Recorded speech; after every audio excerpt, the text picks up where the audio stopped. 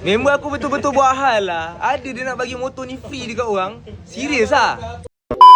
Sekarang ni aku dekat town, nak jumpa member aku. Nak tanya dia, betul ke yang dia nak buat lucky draw bagi motor free. Let's go. Assalamualaikum. Alah. Aku seorang je. Boleh makan. Kau serius lah motor ni kau nak buat lucky draw? Motor ni asalnya aku beli nak bawa balik kampung. Okay. Aku tengok kau buat pasal motor apa semua. Okay. Ingat nak balik join. Sekali aku parking, ingat nak belanja kat depan kedai. Okay. Budak ni dah lego kan dah. Dia pergi Serius lah. Weh gila. Lepas tengok dia bukan dah pergi ketuk kami ni. Bukan punya kerja ni. Nama orang dah tahu. Nama orang dah tahu. Dah terpaksa aku nak kena rela kan ni. Serius Tapi lah. tak apa lah. Tahu kau ni. Ini pengorbanan lah. Aku tahu ni. Harap-harap orang cinta kan kita, orang sayang kan kita orang lah. Kalau tak sayang tak tahu. Okay. Sekarang ni aku nak tahu detail. Macam mana nak menang motor ni. Okey. Kalau macam contoh kita punya, dia tak adalah syarat berat-berat pun. Tapi siapa yang beli perfume, tersport, siapa yang beli cap, kedai topi, siapa yang beli tiramisu pun kita kasih oil. Tiramisu pun ada Beli atas 100, kita kasih lah satu nama.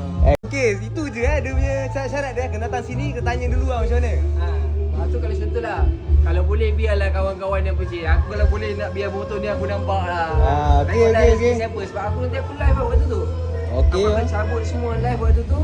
Mana dia aku nak benda ni telus tau. Tarik, angkat, tunjuk nombor dekat skrin, aku call time tu juga. Okay bang. Yang tu lah. So ada tiga kedai lah. Satu Taskot, satu lagi kedai topi, satu lagi Hatimah Gaul. Hatimah Gaul tu kedai kek dekat belakang nanti ada aku tunjuk. Okay, hadiah pertama motor. Hadiah kedua? Kita bagi suku Dina Public Gold. Suku Dina Gold lah, gold suku Dina tu. Okay. Lepas tu yang ketiga kita bagi 10 dirham Public Silver. Public Silver dengan Public Gold ni satu company juga. Okay. So kita bagi tu. Nombor 3, 4 dah tak tahu nak bagi apa, kita bagi duit raya lah.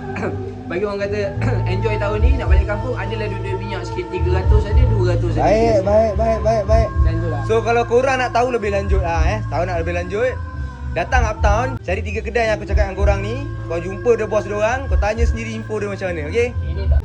Siapa yang bakal menang ni? InsyaAllah lah. Siapa tak nak motor raya tahun ni? Betul lah kan? Siapa-siapa yang berminat untuk nak join kita punya kontes ni, datang Uptown, jumpa bos dia, tanya macam mana. Ini siapa yang dapat ni aku tak tahu apa amalan yang dia buat waktu tu. Mesti ada amalan baik yang dia buat waktu tu. Ni orang kata rezeki dia.